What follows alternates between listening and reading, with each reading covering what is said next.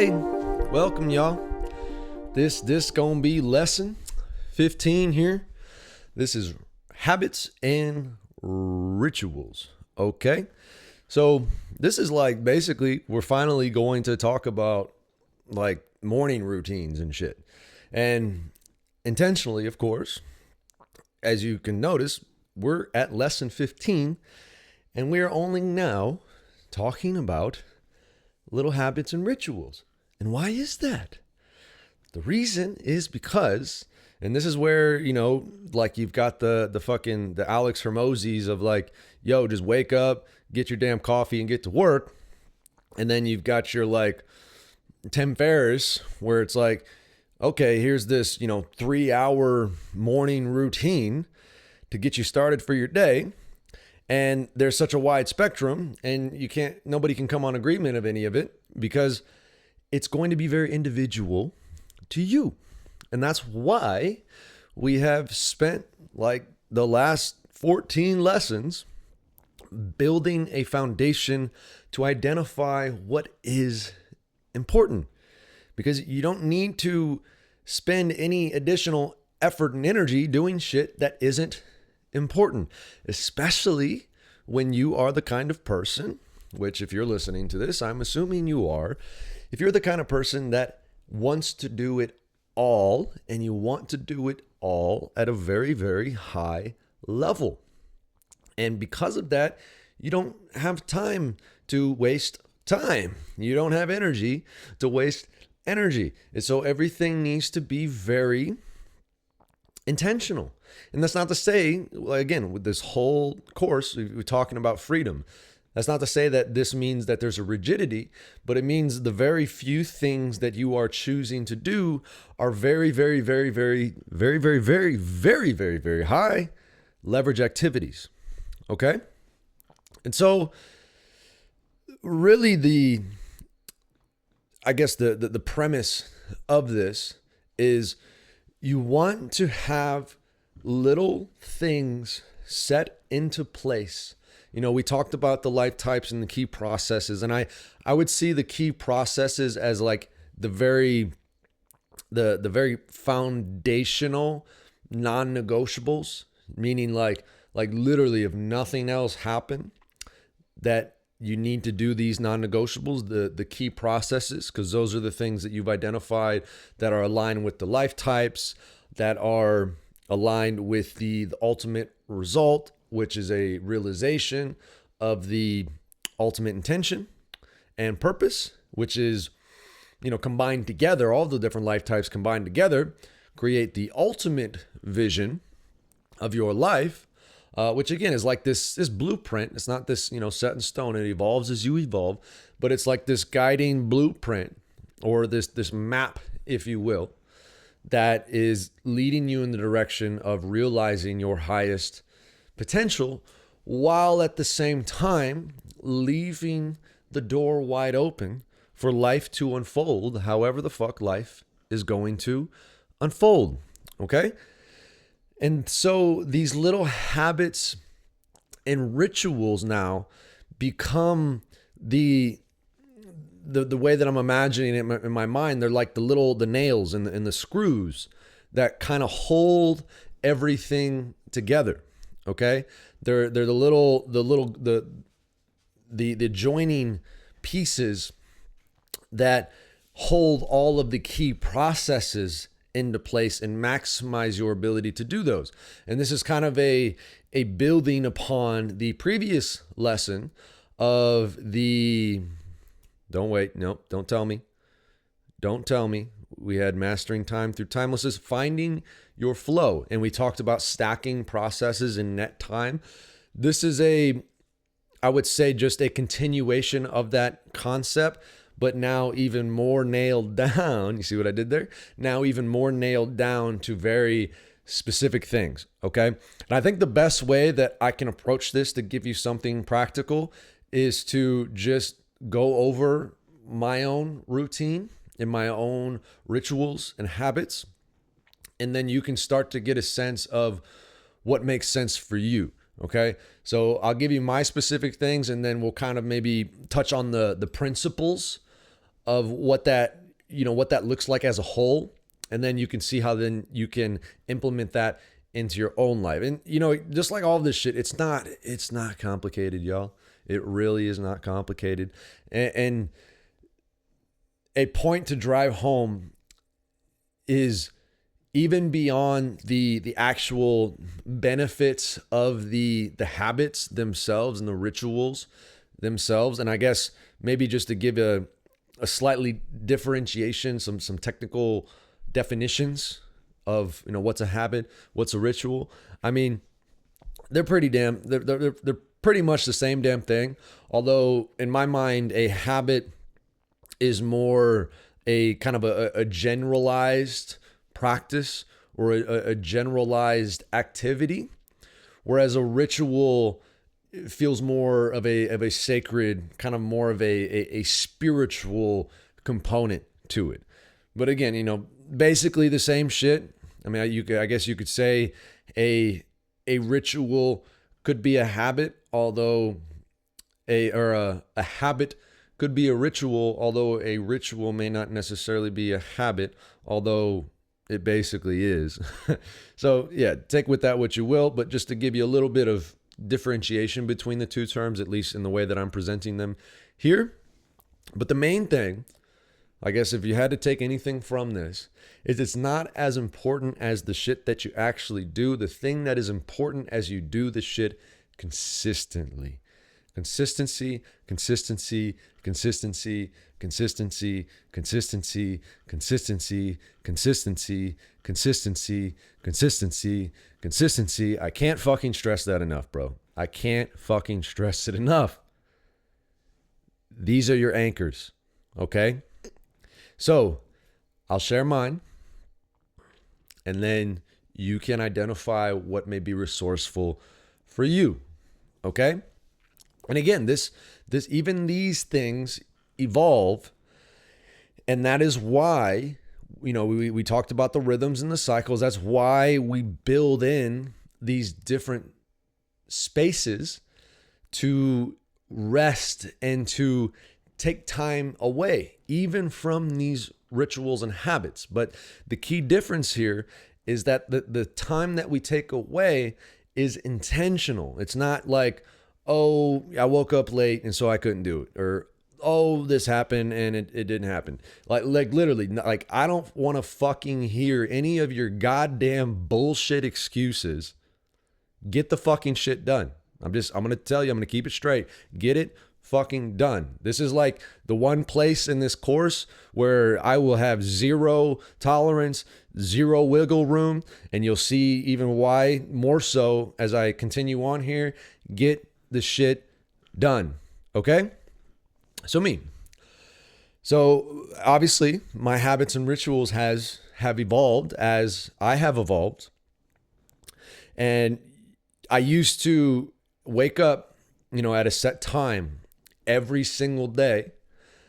But as I've grown, I've been able to kind of let that go and basically just allow my body, allow myself to wake up whenever the fuck I wake up, which I've alluded to at other points. But this is, right now it's around like 6:30. I usually go to bed around 10:30 and I wake up at 6:30. There was a point, even last year, there was a point where I was even questioning the idea of, do I really need that much sleep to operate at a high capacity? And so I tested that theory.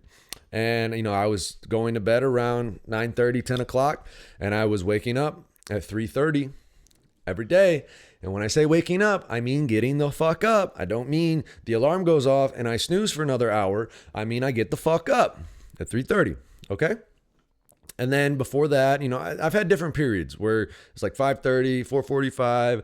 I've experimented with different things. The caveat, though, is like I have intentionally created my schedule. And this is where, again, like I don't want to fucking hear any goddamn bullshit excuses. I have intentionally created my schedule in such a way where literally that there is no day of the week where I have to be at a specific place before 11 in the morning, for 11 a.m., okay? I have intentionally done it that way so that I have this space in the morning. Because the fucking people here, I already hear you. Well, I got a job and, I got to go there at 7 in the morning and I can't wake up and I like to sleep. And so I wake up at 6:45 when I got to be there at 7 and I don't have time to do anything. And shut the fuck up, bro. I don't want to fucking hear it.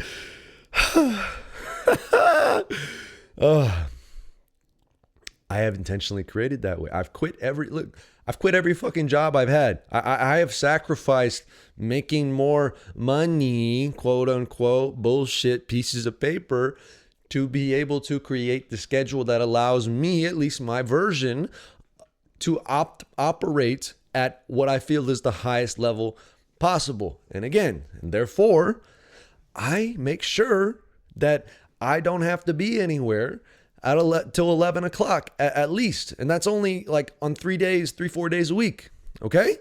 And even beyond that, I don't even schedule any of my own personal shit until 9 a.m. But even that's flexible because again, it's like just my own personal shit. Okay.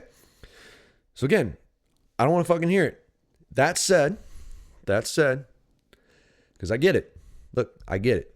You got your job, you got your responsibilities, you got your kids, blah. I get it, okay? If you got to wake up earlier, wake up earlier, okay? Which again, I've done it. I've like I said last year, I went through a period where I was getting 5 to 6 hours of sleep every single night, and I was waking up at 3:30 because that's what I felt like I needed to do. I felt like I needed to kind of push the limits of myself in that way. And then, I found out where, yes, I can do that for a while and I can function at a very high level for a while. But after a while that, it grows, or at least that was my personal experience where it's like, no, I need more rest than this. And by the way, I'm going to chance my computer over here because like I said, it's a little old and, the screen times out. And sometimes when the screen times out, it messes with whatever software I'm running. So it's usually good, but I don't feel like getting up. So we're going to chance it. So whatever. All right. So here's my routine. Okay. And this was when I was waking up at 3:30 and it still is now when I'm waking up at 6:30. Okay. So I wake up again. I get the fuck up. I don't have an alarm now, which is nice. I don't have an alarm. I wake up and, and we're going to get deeper and deeper into this because I sense where this is heading is we're actually going to really get deeper into, going back to the 4 doctors and optimizing your diet, optimizing your sleep, like the more practical health shit. Because when your body's in balance, naturally you get tired when the sun goes down and you sleep fucking great. And then you're well rested. And then you wake up and what do you know? You're ready to get up because you're up. Okay. So, this all builds on everything. It's all fractal is the term that I've been hearing a lot with this course. It's like every little piece contains the whole. And I find that to be very true because it all integrates. Okay. So I wake up. When I wake up, first thing I do, well, usually, I got to take a shit or a piss or both, whatever. And then I take a cold shower. All right. And I'll even give you an example of just, and again, this isn't like I'm better than you or whatever the fuck. Like I'm just sharing what it is. And maybe hopefully this just serves as an inspiration where don't even give yourself the option of a fucking excuse. Like don't even take that word out of your vocabulary, any kind of victimization, any kind of reason. Just take complete ownership of your fucking life, bro. Every single part of it. Okay. I get it. Not everything is necessarily within your control, but there's way more in your control than you give yourself credit for because you just want to fucking pussyfoot and find a way out when shit gets a little hard. Okay. So my water's shut off right now because I'm kind of in like a legal, experiment, if you will, when I'm learning about negotiable instruments. And I think lesson 13, I got deeper into that. I'm not going to go super deep into it now. But basically like, again, asking questions like how the fuck does money work? Where does it come from? What's it backed by? And then basically actually putting the shit into practice And of course, the majority of people aren't going to choose to operate what is in actually accordance with the law as I'm learning it. So now I'm having to basically be like, no, bro, like, are we going to follow the law or what? This is what it says? I'm playing by the same game. Are we going to follow the law or what? So that's kind of where we're at. But anyways, water shut off right now. So I used to, just turn on the nozzle of the shower. Boom. Right now, that's not really an option. Okay. And so what I do, I have a fucking cup. I go fill it up with water because we have 2 big glass water jugs that we fill up at the store, at the water dispenser. I go fill up the water and then I take a shower that way. And even the showers that I have been taking, like, bro, like, I fill up the cup, I have a rag, and I put the rag in the cup and get it soaked, and I wash my body. And then I pour the water and I wash my hair with 1 fucking cup of water. And the same thing, I take my cold shower, okay? So that's step 1, take the cold shower. Step 2, brush my teeth, comb my hair, that type of shit. And then step 3, so there's some kind of, and again, this ties back into the 4 doctors. So what kind of meditation practice are you choosing to engage in? What kind of introspective practice are you choosing to engage in? And this is one of those things where, there's so many different, like, you can do the I don't even know the terms. Like, you just do the seated meditation. You could do some Tai Chi, some Qi Gong, some, you can shine the sun on your balls. There's so many different things. Just pick one. Because again, the important thing, at least when you're starting, isn't that, the specific benefits, even with the cold shower. Like, people ask me, what's the benefits? I'm like, honestly, bro, I don't even give a fuck. Like, I'm waking up and I'm doing something, and it's not even hard anymore. But as you can imagine, when you're not used to it, it can be a challenge. It's first thing in the morning. Your little cozy bed, you just woke up. I'm like, okay, here, motherfucker, cold shower. It's not even like a thing anymore. But just in that sense, like, literally the first thing you're doing when you're waking up is already something that is challenging. Okay. And like, for me, that's the main benefit. You can talk about the shock proteins and the brown fat and the different kind of hormetic stress response and all the physiological shit. And, there was a point where I was really into that stuff, but now I just realized, like, I just do it because it's a habit. And it's like a ritual. It's like a spiritual practice for me because it anchors everything else. Okay. And you'll see how this continues to build here. So then I do some kind of meditation. Right now, I am doing a sun gazing practice. Okay. I've been called to do a sun gazing practice. I've gone through periods of seated meditation. I've gone through periods of Tai Chi. And I would, again, when you're first starting, you do need a little bit more rigidity because you need to develop that muscle of discipline. Okay. And so when you're first starting, I would just pick one thing, pick a certain time period. Even if it's like 5 minutes, it's perfectly fine. Hell, even if it's 30 seconds. And you'll see like how, you can kind of have these more ideal situations, but then you can create it in such a way where it's like me, like if I got 20 minutes for some reason, like I just got to get the fuck out of there. I got 20 minutes. I can still get this shit done. Okay. I can still maintain these practices. Okay. Even if that means I am just like meditating for 5 seconds, like, bro, there's no fucking excuses. Okay. So I do a sun gazing practice right now.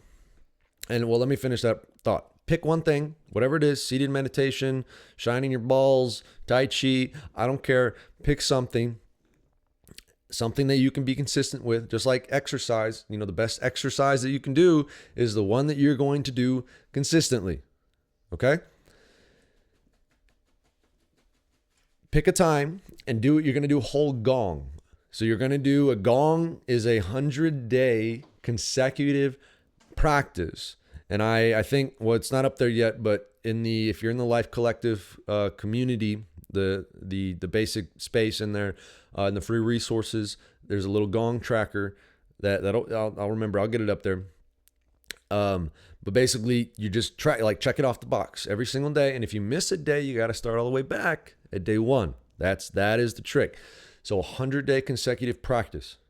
That's what you got to commit yourself to, just to get the ball rolling. Again, once you really ingrain these habits, you can start to loosen the grip on them and just allow them, because it's just part of you. It just becomes a part of who you are. So you can allow them to kind of unfold more naturally. So right now, like I said, I'm doing a sun gazing practice. So I literally, as soon as the sun starts coming up, and it's funny, I'm starting to get kind of giddy about it. I'm like, fuck yeah, the sun's coming up. Let me go outside. And so what it sounds like, I stare directly at the sun. And the practice that I'm doing, I learned this from, what's his name? Ivan Antic. Okay. I think the book's called The Inner and Outer Worlds or something like that. But he basically just talks about sun gazing practice. But essentially it's like day one, you start with 10 seconds. That's it, just 10 seconds. And then each day you build 10 seconds until you get to 45 minutes. And then once you get to 45 minutes, you work your way back down 1 minute each day till you get back down to 15 minutes. So I'm at 5 minutes right now. So that's my meditation practice. And when the sun isn't, it's cloudy or whatever, I will do a seated meditation. Again, it doesn't matter, just pick something, okay? So that's the step 2. That's the second thing I do. Third thing is I do a tarot reading and a I Ching reading. So I have 2 different decks. So I do the tarot. Again, just maybe I'll go through it one day or at some point, or I might even do it on the course. I'll kind of shuffle and I'll show you. I shuffle it up, pick one card, and then I do the I Ching. I shuffle it up, pick one card, and then those, again, I used to ask specific questions and shit, and there's many different ways you can work with it. Again, the consistency is the key. I'll say it over and over and over again. Consistency is the key. So pick the card, and then there's little guidebooks. But for me, really, I just like to intuitively sense what is coming through, whatever it's a message or some kind of image or whatever it might be. I just let it come through with both of the cards. I'm holding them right here. And then there are little guidebooks that I will read through. And then, especially with the I Ching one, so, there's 64 I Ching cards. And then I relate that to I have the big kind of Gene Keys textbook. So I relate that to the Gene Keys. And then whatever the number of the I Ching is, I will read a passage out of the Gene Keys book, okay? And then after I read the Gene Keys book, I have a few different books that I read where I just read passages, because I've talked about this before, but there's certain books, there's certain things that I study where I just want to get through it. I just want to consume it just to be exposed to it. And then I may come back to it or I may not. And then there's certain things that I study where I'll just reread it over and over and over again. Because I'll just go through this now. One of the biggest keys of the habits and rituals is, again, it's not so much of what you're actually getting out of the practice, although there's huge benefits of that. And it even goes deeper than just building the muscle of discipline, although, as you know, there's benefits to that. For me, it's really this constant remembrance, because the things that I interact with, and this is first thing in the morning, I'm setting the stage. I am reminding myself of how I want to show up. It's, it's like affirmations. And I went through a period where it was Louise Hayes. I basically created this whole affirmation book based off of her work. And again, I'll share that in the free resources. But I would just read through that every day. So it's like affirmations for me. So it's a combination of kind of study, exposure, and then as well as just remembering. Because if you can imagine, if you're reading some kind of text or you're exposing yourself to something that is reminding you of the essence of who you are and how you choose to show up on a daily basis, and you're doing that every single fucking day, imagine what would happen in your life. Just that alone, if you did nothing else, imagine what would happen in your life. And this is why we're starting our day like this, okay? So you're starting your day with remembrance, so that acts as the foundation, acts as the anchor as you proceed through your day. That's the importance of this. And that's why, personally, for me, I like having some kind of morning routine. It doesn't have to be super elaborate, but I don't like to just get up and go, although there is that very strong inclination at times, especially if like I'm in the middle of a big project or something and I'm just very inspired by it. I still take the time to do the morning routine because, again, you can get very caught up in work in a project, but what if it's not the most important thing that you could be doing? And you just get lost in working. You're just working for working's sake. I would rather do what is actually the most important shit, okay? So I read the Gene Keys passage, and then I read another little book that is related to the Gene Keys. It's like he has a sequence of books. It's the activation sequence, part of the Golden Path, blah, blah, blah. You can look into more into that. And then I read A Course in Miracles. So I've been studying that for, I think, well over a year now, because, there's the actual text and then there's the lessons. So I'm in the lessons of them now. You just one lesson each day. Okay. And then after that, I'm reading The Hero's Journey, or The Hero with 1,000 Faces by Joseph Campbell, because I wanted to engage more with the archetypal hero's journey, because quite frankly, I wanted to be able to, I am intending to integrate more and more of just that archetypal journey within these lessons. So that's why I'm studying that. And that's one of those books where once I read it, because this is actually my second time through, I read it a while back, I'll move into another text. But like the Gene Keys and the Course in Miracles, those are the two that I've likely just, for the indefinite foreseeable future, I will just keep revisiting those over and over again, because it's like something that I want to truly embody and remind myself every day. And then I know once I'm done with the Hero with 1,000 Faces, I will move back into, which I began, but I want to move back into Walter Russell's home study course. I'm feeling very called to that. And again, this is why it's very individual, and that's why it's helpful to have this foundation of what's actually important first, because then you can align these different rhythms and really what you want to remind yourself of, these different habits and rituals, to what is the most important to you. Personally, me, I have a very active, spiritual life, and it's just part of the embodiment of how I choose to show up. And so I engage with a lot of that kind of stuff, because that's just what's resonant for me. Okay. And then after that, that's really like that in itself is like the main premise: cold shower, meditation, spiritual study. Cold shower, meditation, spiritual study. Cold shower, meditation, spiritual study. And it's kind of like I can expand or contract it depending on the available space and time that I have. Because, if I got 20 minutes, it might look more like I take my cold shower real quick, just dump some water on me. I'll go do like 30 seconds of some kind of meditation, and I'll just pull a card real quick, read a couple words, like literally, like even if you just read one sentence out of the book, that's still better than nothing. Just like in the same way, if you just did 5 seconds of intentional meditation, it's still better than nothing. You're still maintaining the habit. Okay. And that's why, like I said before, I have no tolerance for your bullshit ass excuses, bro. Zero. You can do it. You can get it done. You can fucking get it done. Okay. That's something I'm very passionate about, because I've been in many instances of my life where it could have been very fucking easy and very justifiable to give myself, excuses and victimize myself of, oh, I can't do that because of that. But like, bro, get it fucking done. I've used this analogy before. If you're drowning and your head's underwater, how much are you going to fight to get up and get some breath? And like, that's why we do this whole foundational shit, because when you have that purpose, that alignment of this is what the fuck I'm here to do, that is that drive. It's like it's a need to come up and keep getting the oxygen. It's the fire, it's that keeps just burning and burning and makes you just do whatever the fuck you got to do. Okay. And then at nighttime, I'm going to redo this real quick here. And then at nighttime, after I do my reading, I will intentionally do the dishes at that point, because when I do the dishes, that is also my other study time, where I will kind of engage in more of the things that are more transient, meaning they're just things that I'm studying just to consume. Like currently in this while I'm making this video right now, I'm studying, it's called the Integral Radical Wholeness.